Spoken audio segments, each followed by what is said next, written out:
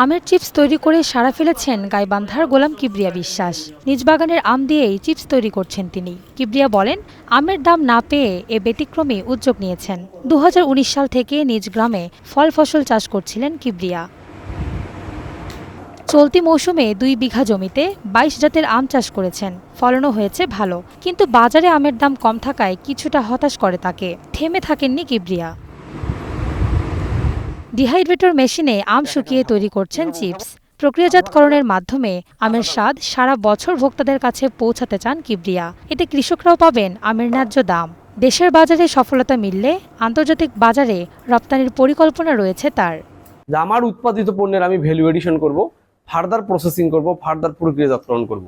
এই চিন্তা থেকেই বেসিক্যালি আমার যে আমের চিপস তৈরির দিকে মনোযোগ দেয়া, আমের পাউডার তৈরির দিকে মনোযোগ দেওয়া, আমের জুস তৈরির দিকে মনোযোগ দেয়া।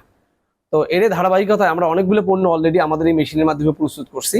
এর আগে খুব সাকসেসফুলি আমরা কিছু রেজাল্টও পাইছি। আর সরকার যদি আমাদেরকে দেখা যাচ্ছে সামান্য একটা মেশিন কিংবা প্রযুক্তি টেকনিক্যাল নলেজ দিয়ে সহযোগিতা করে, আমরা কৃষক সমাজের পক্ষ থেকে কমিটমেন্ট করতেছি আমরা হাজার হাজার লক্ষ লক্ষ ডলার বাহির থেকে কিভাবে নিয়ে আসতে হয় সে ব্যবস্থা আমরা করে দিব।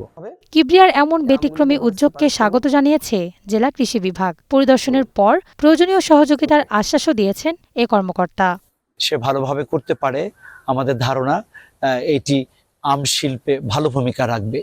এক্ষেত্রে কৃষি বিভাগ বিভিন্ন সময় তাকে প্রশিক্ষণ দিয়েছে, প্রদর্শনী দিয়েছে, বিভিন্ন সহযোগিতা করেছে এবং এই আম থেকে চিপস তৈরিতে যে প্রাথমিক কাজ সে শুরু করেছে, এক্ষেত্রেও তাকে কৃষি বিভাগ সহযোগিতা করবে।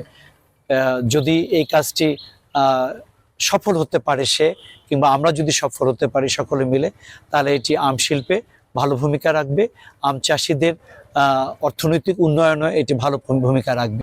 আম ছাড়াও তিনি নিজ খামারে ড্রাগন ফল, মাল্টা ও কমলা চাষ করছেন এবং সেগুলোর প্রক্রিয়াজাতকরণের পরীক্ষামূলক কাজও শুরু করেছেন। দেশের কৃষিকে বদলে দিতে নানা উদ্ভাবনের স্বপ্ন দেখছেন এই তরুণ উদ্যোক্তা।